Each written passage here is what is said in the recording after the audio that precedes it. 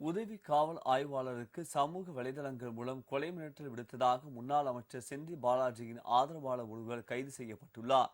ஈரோடு கிருஷ்ணா திரையரங்கம் அருகே ரோந்து பணியில் ஈடுபட்டிருந்த காவலர்கள் அவ்வழியாக இருசக்கர வாகனத்தில் அதிவேகமாக வந்த இளைஞரை நிறுத்தி சோதனையிட்டனர். அப்போது அளவுக்கு அதிகமான போதையில் இருந்த அவர் காவல்துறையினருடன் வாக்குவாதத்தில் ஈடுபட்டார். விசாரணையில் அவர் நாமக்கல் மாவட்டம் பள்ளிப்பாளையத்தை சேர்ந்த ராஜா என்றும் முன்னாள் அமைச்சர் செந்தில் பாலாஜியின் தீவிர ஆதரவாளர் என்றும் தெரிய வந்தது. மேலும் அவர் ஈரோடு காவல் நிலைய உதவி ஆய்வாளர் சந்திரசேகருக்கு சமூக வலைதளம் மூலம் கொலை மிரட்டல் விடுத்தவர் என்றும் தெரிய வந்தது. மேலும் அவர் சட்டவிரோத செயல்களில் ஈடுபட்டு வந்ததும் தெரிய வந்தது.